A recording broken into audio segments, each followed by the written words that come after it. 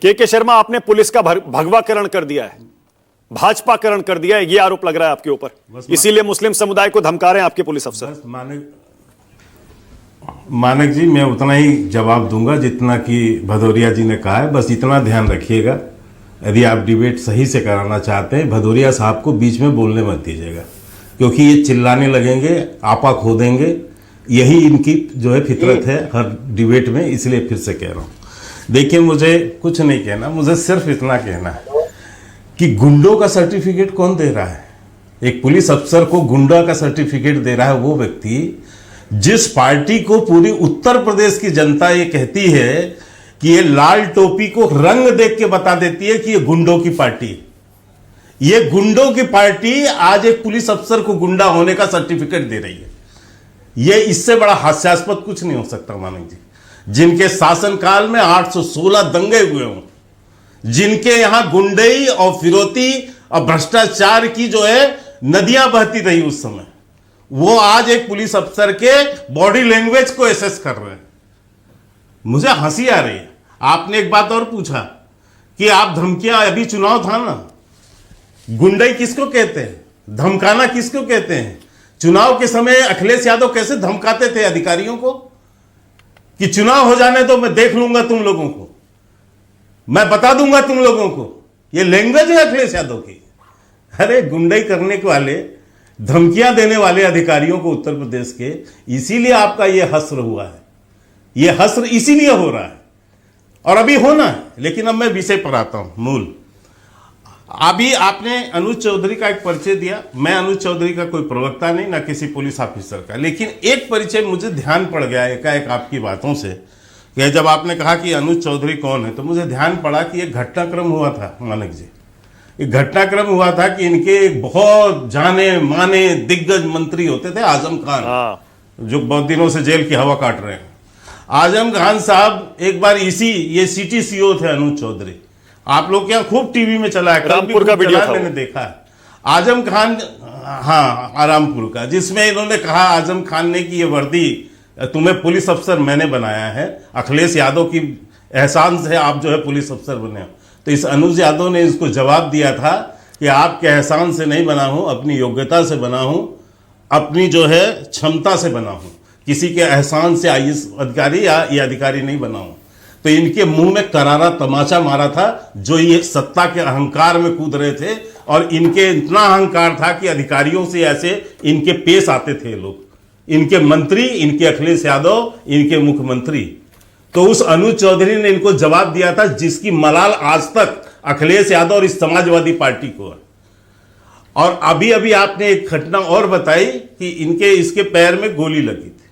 मानक जी, संभल की घटना में कोई हिंदू और मुसलमानों का दंगा नहीं था।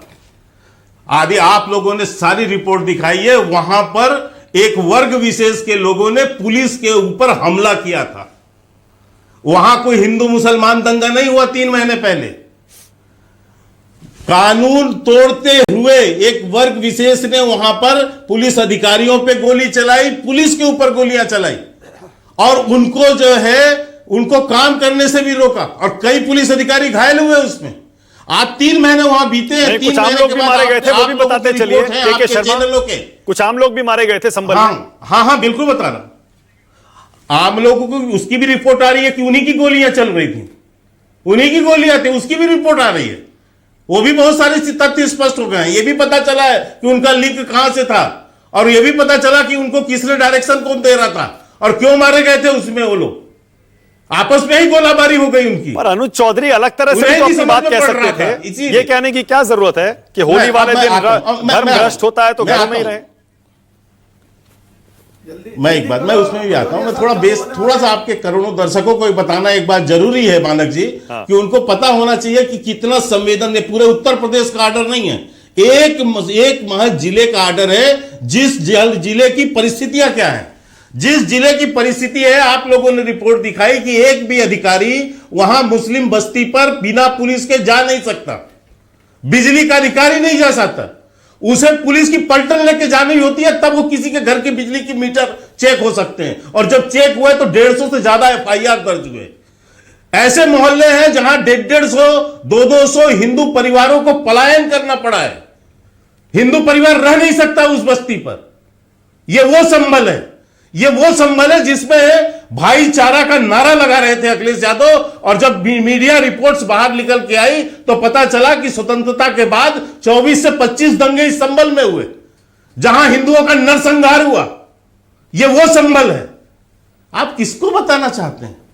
आज यदि वहां पर कोई घटना दुर्घटना भगवान न करे हो तो यहां पर बैठ के टीवी में क्या डिबेट होगी कि साहब पुलिस ने मार्च पास्ट नहीं किया, पुलिस ने अपना वो नहीं दिखाया, पुलिस का भय खत्म हो गया है, पुलिस वहां पर किसी काम की नहीं बची, उत्तर प्रदेश में पुलिस व्यवस्था समाप्त हो गई है। यही सब होता है ना। आप जो है रामनवमी की रैली, रामनवमी का जुलूस निकालने पर यह कहते हैं कि मुस्लिम बस्ती से कैसे निकालोगे? वो मुस्लिम बस्ती से जा रही थी इसलिए दंगा हो गया। यह होता है लोगों का जवाब। मैं इतना ही कहता हूं, मैं पढ़ के बताता हूं अनुज चौधरी ने क्या बोला और क्या गलत है उसमें।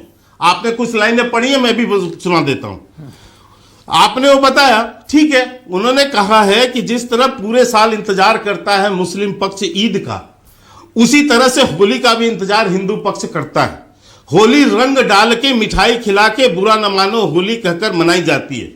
ईद में भी लोग सेवैयां बनाते हैं, गले मिलते हैं, एक दूसरे के यहां जाते हैं। दोनों पक्ष हिंदू मुस्लिम आपस में एक दूसरे का सम्मान करते हैं। अनावश्यक किसी पर रंग न डालें। अगर कोई हिंदू समाज का आदमी रंग से बच रहा है तो उस पर भी न डालें। और यही बात उन्होंने मुस्लिम भाइयों से कही, तो क्या गलत कह दिया है? आप जब शांति अमन समिति की जब मीटिंग बुलाते हैं तो उसमें आप क्या बात करेंगे? आप यही कहेंगे ना कि संयोग से ऐसी परिस्थिति बनी है कि उसी दिन जो जुम्मे का नमाज है उसी दिन होली है, और इसलिए आप दोनों से मेरी अपेक्षाएं ये है कि और ये भी कहा उन्हें, अगर निकले तो इतना बड़ा दिल होना चाहिए कि भाई सब एक जैसे हैं, रंग तो रंग है।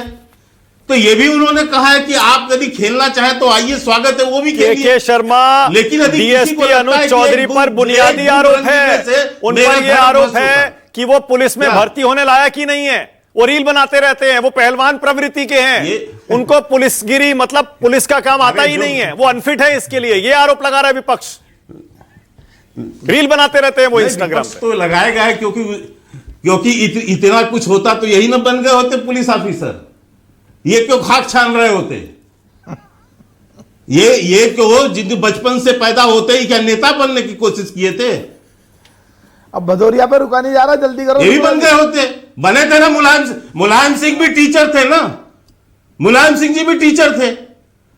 इंजीनियरिंग की पढ़ाई करके अखिलेश यादव भी आए थे, तो बाप की विरासत मिल गई तो बन गए मुख्यमंत्री। अपने बल पर आज तक मुख्यमंत्री बने क्या? 2012 का चुनाव मुलायम सिंह लड़े, अखिलेश यादव ने क्या किया था? पिता ने विरासत पे दे दी। इसके बाद से जितना चुनाव लड़े, अनुराग भदौरिया एक बार भी सरकार लेकर आई। अनुराग भदौरिया, मैं बस एक बात कह के समाप्त जल्दी से मानक जी, मुझे नहीं, मैं एक ही बात कह के समाप्त करता हूं।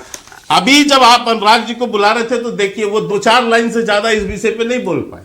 इसके बाद वो चले गए कहीं और कहीं और कहीं और, किसी का बॉडी लैंग्वेज बताने लगे, किसी का सर्टिफिकेट देने लगे। अरे भैया, जनता सर्टिफिकेट दे रही है, चिंता मत करो। ये आपकी धमकी, दादागिरी, गुंडागिरी और ये जो बातें हैं ना, ये नहीं चलेगा। अनुराग भदौरिया, ऑल राइट। अनुराग, ये काम करते हैं, मुझे पता है आप काफी बातें बोलना चाहते हैं। एक बार कहा था, एक मानक जी, मैंने एक बार कहा था कि ये संभल की में जिस तरह से इन लोगों ने 3 महीने पहले समाजवादी पार्टी ने राजनीति की है, इन्होंने अपने राजनीतिक कब्र खोद लिए हैं, और अब उसमें उस राजनीतिक कब्र में इनका 2027 में ओके, अब रुक जाइए के शर्मा, अब रुक जाइए, रुक जाइए। अरे रुकिए ना एक सेकंड, अब रुकिए जरा। अनुराग, पहले इसका जवाब दीजिए, बाकी आप बाद में बोलिए। आप देखिए, पहले इस पर बोलिए 1 मिनट, मुझे पता है आप काफी कुछ कहना चाहते हैं। अरे अगर दोपहर 2 बजे तक, सुबह 8-9 बजे 10 बजे होली खेलना शुरू करता है हिंदू समुदाय, 2 बजे तक खत्म कर देता है। 2 बजे तक अगर घर से नहीं निकलेंगे तो कौन सा पहाड़ टूट पड़ेगा? अनुराग, बात वो है ही नहीं। अब मैं जवाब दे दूं आपको। जैसे अभी इन्होंने व्यक्तिगत हमला किया, तो भैया आप ही अगर पढ़े लिखे होते तो आईपीएस न बन जाते हैं। या बीजेपी के लिए झूठ थोड़ी बोलना पड़ता आपको, आय शायद थोड़ी बोलना पड़ता, कुछ पढ़ लिख जाते तो सीओ नहीं बन पाते। तो अब आप मैंने परेशान थोड़ी हो ना गए कहा ना, है। मैं आपके बीच में नहीं बोला। अब रुक जाइए परेशान हो एक गए एक ना। करके एक एक करके मैं वन बाय वन। परेशान नहीं हुआ, मैं तो आप नहीं आप माना ही कि कह रहे थे, आपको हमने करेक्ट तो सुना करना चाहिए। आपको। मैंने किस बात पर कही आप है? सुन लो ना। आपको करेक्ट करना चाहिए, बस मेरा इतना सा। ठीक है, ठीक है, जो बात विषय मेरा नहीं है उस पे नहीं है। हाँ ठीक अरे है सुन चलिए। लीजिए, मैं हाँ, नहीं बस, बोला बीच इतना में। के- अरे correct बीच कीजिए। में नहीं बोला मैं भाई। आप देखिए, सवाल यह है कि भारतीय जनता पार्टी के साथ समस्या ये हो गई है, हम अगर किसी अधिकारी पे सवाल उठा रहे हैं तो उनको हमारा साथ विषय देना पर आइए चाहिए। अनुराग, चूंकि विषय पे आओ। आप विषय पे आ रहा हूं, इसीलिए भगा दिए अरे, जाते हो। ये यार चुप कराओ, मैं आपके बीच में नहीं बोला भाई, मैं आपके बीच में नहीं बोला। अभी तो आप हमें ज्ञान दे रहे थे, अनुराग भदौरिया बीच में बोलेंगे, अभी हाँ, आप ही चलिए, बोलने बोलिए। लगे, पेट में हाँ, ये दर्द मुद्दे है। पे। दिक्कत तो ये है ना, हाँ। देखिए अभी इन्होंने बात एक अधिकारी की नहीं है, बात अधिकारी की नहीं है, बात है अधिकारी की भाषा शैली की, कि जो लैंग्वेज है, हमने कहा ना, उसके बगल में बैठी हुई एसडीएम की मैंने तारीफ की ना, उन्होंने कितनी संयमित तरीके से वही भाषा का इस्तेमाल किया है। इसीलिए मैं कह रहा हूं कि भाषा की बॉडी लैंग्वेज एक अधिकारी के लिए बहुत जरूरी होती है। और समाज में तो मैं तो चाहता हूं हिंदू मुस्लिम एक साथ मिलकर मतलब 2 बजे तक मुस्लिम शांति से समुदाय घर त्योहार में रहे मनाएं। तो कोई दिक्कत नहीं है ना उसमें, आपको सिर्फ भाषा से दिक्कत है, ठीक है ना? देखिए मैं कह रहा हूं नहीं, सवाल जवाब दे रहा हूं। देखिए मुस्लिम समुदाय 2 बजे की जगह 3 बजे तक रह जाए, वो उसमें कोई दिक्कत नहीं बहुत है, बढ़िया। क्योंकि वो लोग भी रह जाएंगे, मुझे पता है। ठीक है। मुस्लिम समुदाय को ऐसी कोई दिक्कत नहीं ठीक है, होती ठीक है। है। मैं तो होली खेलता हूं उनके साथ, उन्हें ऐसी दिक्कत नहीं होती है। दिक्कत क्या हो रही है? जब से बीजेपी आई है वो दिक्कत होती नहीं है, ये दिक्कत का माहौल बनाते हैं जबरदस्ती कि दिक्कत हो गई, अरे 3 बजे तक रह जाएंगे। मौलवी साहब बोले ना, हम भी कह रहे हैं उनके कोई दिक्कत नहीं है, दिक्कत हम लोग पैदा करने की कोशिश करते हैं। मैं तो सबसे आपके माध्यम से रिक्वेस्ट कर रहा हूं कि भाई शांतिपूर्वक सब लोग अपनी होली ठीक है, ओके, मलूक नागर, उसके बाद आगे अपना जो मार्च। और दूसरी बात, नहीं एक लास्ट बात हम तो ये पूछते हैं, अभी दंगे की बात बहराइच में किसने, रामगोपाल मिश्रा जी भदौरिया किस साहब वजह से मेरा गए नाम भाई? बोल दिया। मौत हुई। अगर पुलिस भदौरिया चौकन्नी साहब होती, मेरा नाम मजबूत बोल होती, तो दिया। बहराइच में रामगोपाल मिश्रा जी आज हमारे बीच में होते ना। नहीं हमारे बीच में रामगोपाल मिश्रा जी होते ना बहराइच में। ये कह रहे हिंदू पलायन कर गया, अरे सरकार आपकी और हिंदू पलायन कर रहा है, और आप हाथ में हाथ धरे बैठ के टीवी डिबेट में बोल रहे हैं कैसे पलायन कर रहा है? क्या जिम्मेदारी आपकी बनती है? क्या कानून है? क्या प्रशासन ठीक है? है, वहां ओके, पे? मलूक सिर्फ नागर। रोने के लिए थोड़ी All हर right, बात अब पे रुकिए, आपके रुकिए, पक्ष रुक पे जाइए। आरोप लगाने लगते हैं। अनुराग, सत्ता आपकी है, अब जनता रुकिए, ने अभी आपको 3 लोग सत्ता और हैं, दी है, 4 अपने लोग नहीं विश्वास बोले, के साथ प्लीज दी है, आप रुकिएगा। उनकी रखवाली मलूक करना नागर। आपका काम है। मलूक नागर साहब